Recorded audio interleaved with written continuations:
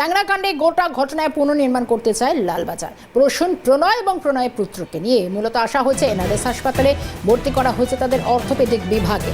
প্রসূন এবং প্রণয়কে হেফাজতে নিয়ে জিজ্ঞাসাবাদ করতে চায় পুলিশ, তবে সম্পূর্ণ সুস্থ না হওয়া পর্যন্ত এখনই গ্রেফতারি নয়।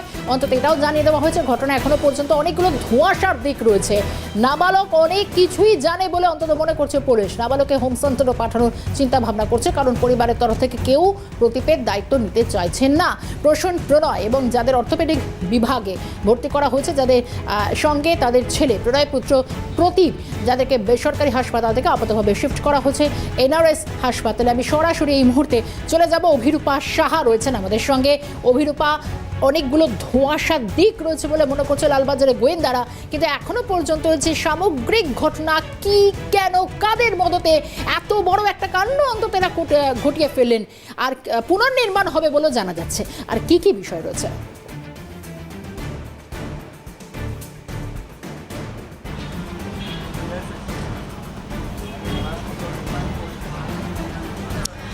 দেখো শর্মিষ্ঠা, এখনো পর্যন্ত যেটা প্রাথমিকভাবে তদন্তে আধিকারিকরা নিশ্চিত হতে পেরেছেন তা হলো এই তিনজনই, মানে প্রত্যক্ষভাবে বাড়ির দুই অ্যাডাল্ট পুরুষ সদস্য, তারাই এই খুনের ঘটনার সঙ্গে জড়িত।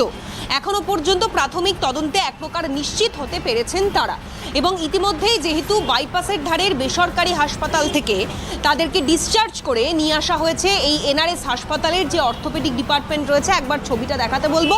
অর্থোপেডিক ডিপার্টমেন্টেই আপাতত তাদের তিনজনকেই ভর্তি রাখা হয়েছে। গতকাল সন্ধ্যের পর থেকে ঠিকানা এখন তাদের এই হাসপাতাল, এবং যেটা এখনো পর্যন্ত জানতে পারা যাচ্ছে যে আজকেও পুলিশের একটি টিম তারা আসবেন, জিজ্ঞাসাবাদ করবেন, এবং প্রণয়ের নাবালক পুত্র তাকে জিজ্ঞাসাবাদ করেছেন এক দফায়, বলা ভালো বেশ কয়েক দফায় পুলিশ আধিকারিকরা জিজ্ঞাসাবাদ করেছেন, এবং তাতে ওই নাবালক পুত্র তিনি যেটা জানিয়েছেন যে তার কাকাই এই খুনের ঘটনার সঙ্গে যুক্ত, এবং তার বাবাও সমানভাবে ওই সময় উপস্থিত ছিল যখন তার মা, কাকিমা এবং বোনকে খুন করা হচ্ছে।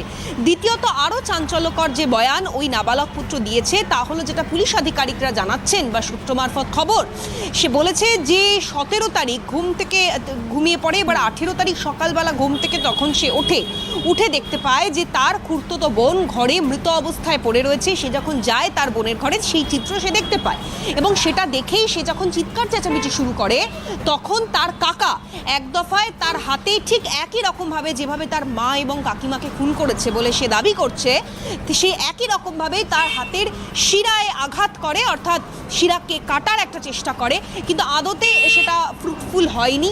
তার বাবা সেই সময় ঘটনাস্থলে চলে আসে, ফলে নাবালক কোনো ক্রমে প্রাণে বেঁচে যায়। ফলে এই কথা সে ইতিমধ্যেই জানিয়েছেন তদন্তকারী আধিকারিকদের। এবার বেশ কিছু মিসিং লিঙ্কস রয়েছে। পোস্টমর্টমে যে সময়ের উল্লেখ করা হয়েছে, অন্যদিকে প্রসূন প্রণয় যে সময়ের কথা বলছেন, নাবালক যে ভার্সন ওই পুলিশ আধিকারিকদের দিচ্ছেন, সব মিলিয়ে একাধিক ধোঁয়াশা বা জটিলতা রয়েছে। এই সমস্ত ধোঁয়াশার জটিলতা কাটিয়ে বিভিন্ন প্রশ্নের উত্তর খোঁজার এই মুহূর্তে চেষ্টা করছেন তদন্তকারী আধিকারিকরা। ফলে আজকেও ট্যাংরা থানার আধিকারিক বা হোমিসাইড শাখার আধিকারিকরা আসতে পারেন এনআরএস হাসপাতালে জিজ্ঞাসাবাদের জন্য, এবং কলকাতা পুলিশের তরফ থেকে গতকালকেই উচ্চ পর্যায়ের একটি বৈঠক হয়েছে, যেখানে তারা আগামী সময় তদন্ত প্রক্রিয়া কিভাবে এগিয়ে নিয়ে যাবেন বা দুই ভাইকে কিভাবে তারা কাস্টাডিতে নেবেন, এ বিষয়গুলো আলোচনা হয়েছে। তারা একটু সুস্থ হলেই গ্রেপ্তারির পথেও হাঁটতে পারেন কলকাতা পুলিশের আধিকারিকরা, খুব সম্ভাবনা সেটাই রয়েছে। তবে আজকে নয়, আগামী সময়ে তারা এই বিষয়টা নিয়ে চূড়ান্ত সিদ্ধান্ত নেবেন, কিন্তু ওই নাবালক পুত্রকে সরকারি হোমে রাখার বন্দোবস্ত ইতিমধ্যেই শুরু করেছেন কলকাতা পুলিশের আধিকারিকেরা। অভিরূপা, এখান থেকে তো অনেকগুলো দিক, মানে সব থেকে বড় কথা 17 তারিখের এই ঘটনা হয়ে যাওয়ার পর একটা সম্পূর্ণ মার্ডার মিস্ট্রি, যেখান থেকে পুলিশ তারা এখনো নিশ্চিত জায়গায় এসে পৌঁছতে পারছে না, কারণ বারবার এই প্রণয় বা প্রসূন যারা নিজেদের যে বক্তব্য, সে বক্তব্যের জায়গায় কোথাও একটা ধোঁয়াশা রয়ে গেছে, বারবার একটা অসঙ্গতি, সেটা মেলানোর জন্য অন্তত আজ আধিকারিকরা কখন আসবেন বা আর কি কি বিষয় সামনে আসছে?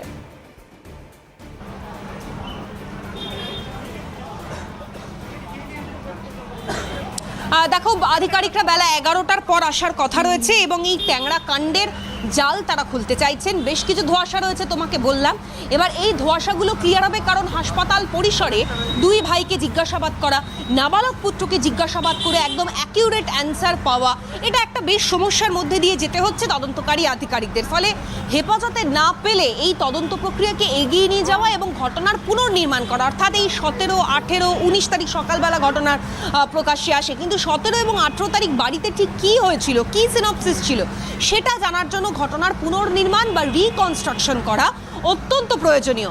ফলে যতদিন না পর্যন্ত এই দুই ভাই তারা হাঁটা চলার মতো পরিস্থিতিতে আসছে, ততদিন গ্রেপ্তার হবে না।